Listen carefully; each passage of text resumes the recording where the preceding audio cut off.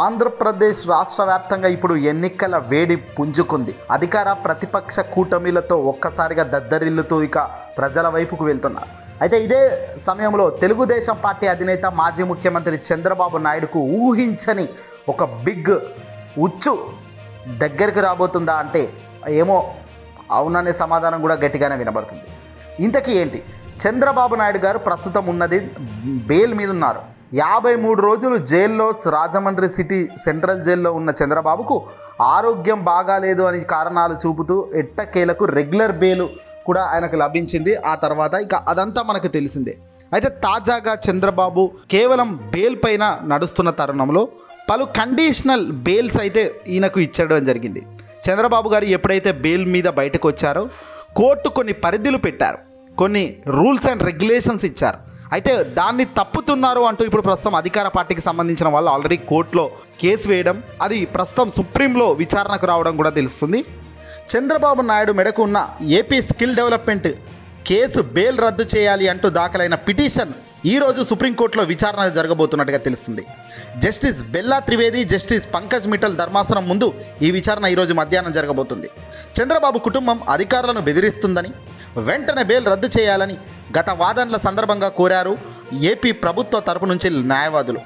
అందుకు సంబంధించిన వివరాలను ఇంటర్లోకేటరీ అప్లికేషన్ దాఖలు చేసినట్లుగా జస్టిస్ బెలియం త్రివేది అలాగే పంకజ్ మిట్టల్ ధర్మాసనంకు తెలపడం జరిగింది న్యాయవాదులు. అయితే ప్రభుత్వం దాఖలు చేసిన ఐఏపై సమాధానం ఇవ్వాలనుకుంటున్నట్లుగా కోర్టుకు తెలిపారు చంద్రబాబు తరపు న్యాయవాది హరీష్ సాల్వే. దీంతో తదుపరి విచారణ 3 వారాల పాటు గతంలో వాయిదా పడిన విషయం మనకు తెలిసిందే.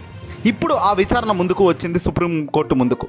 చంద్రబాబు కుటుంబం ఒక డైరీ పెట్టి దానిలో అధికారుల పేర్లు రాసుకొని తాము అధికారంలోకి రాగానే వీళ్లపై కఠినంగా చర్యలు తీసుకుంటామని అధికారికంగా ప్రకటనలు చేయడం కండిషన్ బెయిల్ ఇచ్చిన ఉల్లంఘనే.